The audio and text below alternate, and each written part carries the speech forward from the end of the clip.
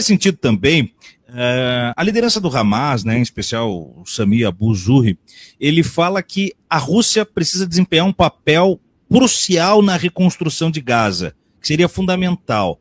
A Rússia tem fôlego para isso, enfrentando a sua própria realidade de guerra em momento lá no leste europeu? A Rússia tem como dar esse atendimento, estender essa mão neste momento para a reconstrução de Gaza? A Rússia sempre teve presença no Oriente Médio, desde pelo menos Catarina a Grande. Então, e a Rússia tem presença no Oriente Médio desde que se torna União Soviética. A Rússia é membro do BRICS. A Rússia é membro permanente do Conselho de Segurança. É uma potência bélica, uma potência política e diplomática. A Rússia, portanto, tem condições, sim, de capitanear isso como BRICS, e aí o Brasil entra. Nós, da FEPAL, defendemos que o BRICS capitaneie e que o Brasil tenha papel privilegiado nisso. Porque BRICS entra também a China, entra também a África do Sul, entram os novos membros integrantes do BRICS, não é? Que agora vários entraram. Inclusive o Egito está no BRICS, a Arábia Saudita está no BRICS, o Irã está no BRICS. Então você legitima um guarda-chuva grande. E países importantes como a China e a Rússia não participam desse genocídio, assim como o Brasil não participa. E esses dois países que eu citei, China e Rússia, a China também integra como membro permanente do Conselho de Segurança. Tem expertise em reconstrução, tem recursos técnicos, recursos econômicos, enfim, podem cumprir esse grande papel. Essa é uma defesa anterior de outras forças, e nós da FEPAL, numa audiência pública na Câmara dos Deputados, no ano passado, há mais de um ano, defendemos exatamente isso, que os BRICS devem assumir a reconstrução de Gaza. E essa é uma posição oficial já da FEPAL, uma posição protocolada, já publicizada, Walid? Já, há bastante tempo. Há bastante tempo. Que interessante, e faz total sentido. E você sabe dizer, de alguma maneira, se a apreciação disso tem algum tipo de avanço, tem algum tipo de viabilidade? Seria não só, eu vejo um compartilhar do fardo dessa responsabilidade de frentes que têm condições de fazer isso, né? Tanto os russos quanto os chineses em caráter econômico, quanto um Brasil num caráter, eu não vou dizer neutro, mas a política externa do Brasil sempre tentando vir com os panos quentes, né, em última ordem. Então, seria interessante, né?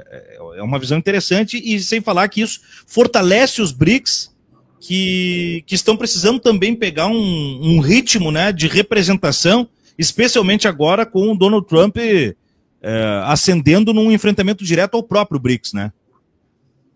Os BRICS hoje, eles talvez estejam cumprindo aquilo que no passado nós conhecemos como o movimento dos países não alinhados. Então, o BRICS é uma fase, eu diria, adulta daquilo que já foi o movimento dos países não alinhados. Naquele momento, não alinhado significava não estar nem com a União Soviética, nem estar com os Estados Unidos e a OTAN, ou nem Pacto de Varsóvia, nem OTAN, coisa parecida. Hoje nós podemos dizer que, na ausência do Pacto de Varsóvia, na ausência da União Soviética, a única coisa que restou da Guerra Fria, a única coisa que restou daquele mundo bipolar são os Estados Unidos, que devem ser superados. Portanto, nós precisamos ainda destruir um dos pilares da Guerra Fria, que são os Estados Unidos. Não é destruir os Estados Unidos, é destruir este pilar anacrônico da Guerra Fria e do mundo bipolar.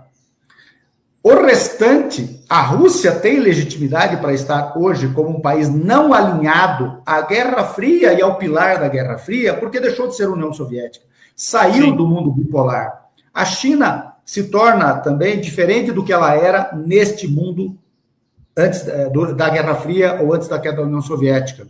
E outros atores passam a se destacar como potência, inclusive econômica. A China, por exemplo, que, aliás, integra o BRICS. Não é?